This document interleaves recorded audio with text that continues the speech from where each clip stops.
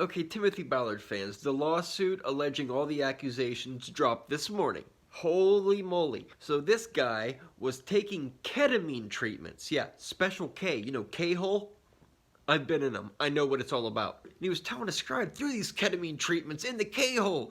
Through the K-hole. He was seeing the dead Nephi on the other side of the K-hole. Nephi was yelling from the other side of the K-hole saying, "Hey, Timothy Ballard, you are the greatest man that's ever lived today since me, and you're gonna be the next United States Senator and the next United States President, and then after that you're gonna bring in the second coming of Christ. Do you hear me? Yes, I hear you. Thank you, ketamine, K-hole, and dead Nephi from the Book of Mormon." Yeah, I don't think so. The way that he actually used the couple's ruse to groom and traffic women that were inside of the church, he's using the same ruse on the people. Except he's not using sexual deviant-like behavior on them. He's just getting them to donate their time and money. He's got them thinking that he actually cares about saving these children, when all he's actually doing was going into massage parlors, strip clubs, getting drunk, grooming and trafficking Mormon women. He broke up 2 marriages, offered to pay for the divorce attorney for one. But hey, he didn't do nothing wrong. Why is he trying to pay for divorce attorneys? Here's Sean Reyes trying to talk about TikTok or some shit, and nobody wants to talk about TikTok. And they keep trying to shut the reporters down. They want to know about Timothy Ballard and his connections and access to Timothy Ballard, and why they didn't do anything about Timothy Ballard sooner. Attorney General Reyes, I wanted to give you a chance to respond to you being named in a lawsuit yesterday by 5 women against Tim Ballard. And they specifically said that you going on those ops with him gave him cover, gave him cover for... Well, this is a credible and relevant question. I want to give you a chance to respond. Let me just say this. I'm not aware of being named in any complaint. The self-described most powerful law enforcement official in Utah doesn't know about himself being named in a lawsuit with 5 women alleging sexual deviant-like abuse, grooming, and trafficking against Timothy Ballard, his best friend and associate? Huh? I believe a civil complaint was filed, as you said, against Mr. Ballard, Operation Underground Railroad, and perhaps other defendants. I haven't had a chance to review that in depth. We were focused on the TikTok complaint all the way through last night and into the early hours. Yeah, because we all know how important TikTok complaints are and how they take precedence over you being implicated in sex trafficking with your best friend and associate, Timothy Ballard. But did your office receive complaints about Tim Ballard's conduct? Did your office receive complaints about Tim Ballard's conduct? Any more questions on TikTok? What did you know about the couple's ruse? We're not aware of any complaints that our office received, and we'll answer a number of questions. I think our office is going to issue a statement to try to address other questions. We've answered many from the media already. The statement could come today, tomorrow, but we'll address a number of issues that are still being asked about that.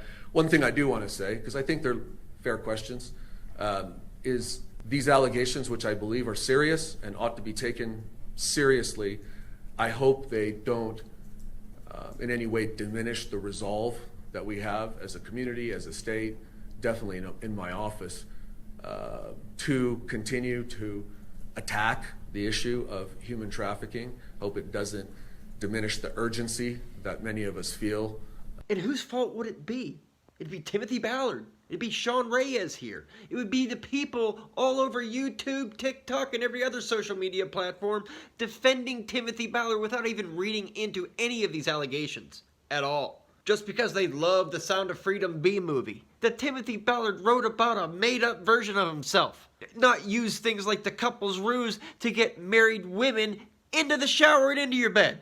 Because that's all this was. None of this had to do with saving children. The first question out of his mouth when he would meet this woman would be, how far would you go to save a child?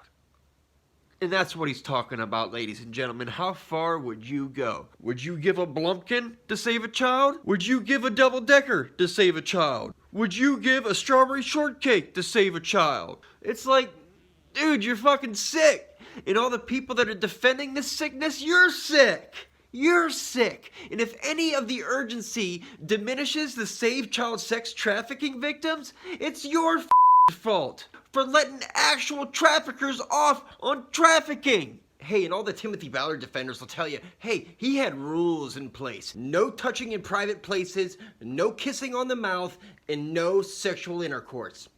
So, what are you gonna do about that? But then he would tell the women, whenever a cartel member or sex trafficker would offer you a beverage, that you would have to take the beverage, drink it, kiss Timothy Ballard on the mouth, open mouth, spit the alcohol into his mouth. He would turn and then spit it out when they weren't looking.